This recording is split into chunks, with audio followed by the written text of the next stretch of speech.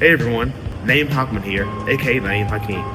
I want to tell a recent experience I had creating a new game in less than a week. So recently I participated in a global game jam hosted by Memphis game developers in partnership with BDPA Memphis. What's a game jam, you may ask? It's the world's largest annual 48-hour in-person and virtual event where thousands of participants worldwide create games based on a secret shared theme.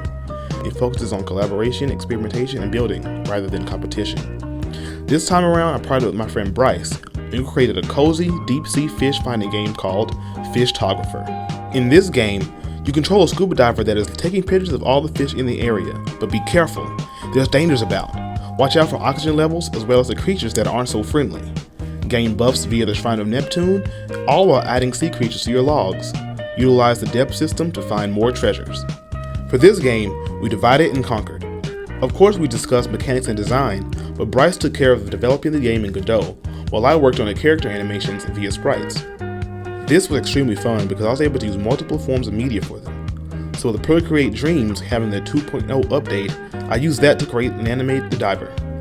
I made default moving animation and the turning animations for diving further away or towards the screen. This was the easy part because as a 2D animator myself, this was just another day creating. But what made it easier was Dreams' new layout and workflow via flipbooks. They took more elements from regular Procreate, added them to the drawing flipbook, which itself allowed for cleaning looping, the multiple internal tracks, and the layers being inside each other, frame by frame, for this process to go super smooth. For the diver, the base swimming was only 8 frames, and for each one, I knew the torso was going to stay the same. The legs be a tricky part though, and for this I needed references. So I looked up a few diving videos and paid attention to how the legs moved. Because swimming uses smoother arcs than a typical walk cycle, and it didn't move like a gate arm with the pivot being in the hips.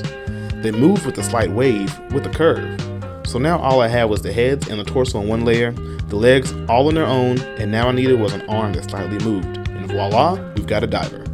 I repeated the same process for 3 more angles, and that's where the reference dummy came in, and the diver was complete. The other main asset I created is where I learned something new. As you all know, I try to implement a new technique, skill, or feature in each of my projects that I share, and for this one, it was exporting a 3D model in 2D sprites. I had no idea how it would go, but I knew that if all else fails, I could just export the single image and use that. How? Because I ended up modeling a submarine. Again, we start with references. I found a pretty solid profile view of the one we wanted to use and imported that into Blender. Its shape was quite unique, and I struggled with modeling it properly at first. I tried with the sphere, but that didn't turn out because it ended up pivoting incorrectly in the axis and it couldn't stretch the way it needed. So I changed into a cylinder. This was already closer to what I needed, and all I did was bevel the front to make it a sphere, and then pinch and pull the back to match the shape. I learned how to use the Bezier curves to make the cables, but that took much longer than expected. Other than that, I made some greebles to reflect and then assigned materials for different parts and colors. After wrapping the logo on the side, the submarine was done. Now I could use this by itself, but I wanted to do some pizzazz, and since I knew how to do simple animations from creating my John Roach movements in my last game, I simply wanted to have this rotate slightly on the y-axis. The cool part was that I had to set the camera up on the side to make sure it's on profile view, and then I was able to go ahead and export the animation via its keyframes. I made sure the aspect ratio was good, export had transparent backgrounds, and all the frames came out as images. So now I have Procreate Dreams and Blender as my asset creation process, but then I can have a third option for static images. Besides the fish, which were animated via code and can be a single solid PNG, we had a Shrine of Neptune where you can deposit resources to get power-ups, and then the fish decks, a log of all the fish that are available to find in the water.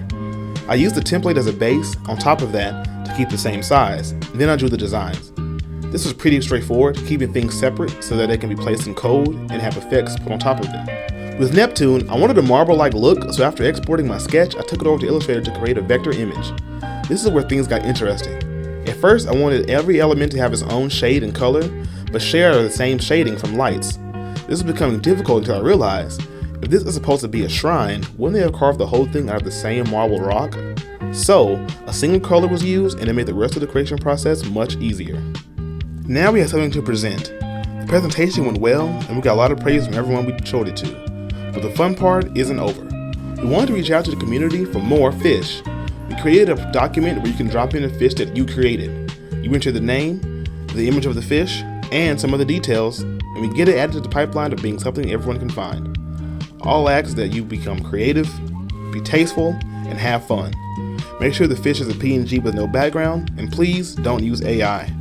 Just draw and create a fish to be added to our cozy game. Thank you all for listening.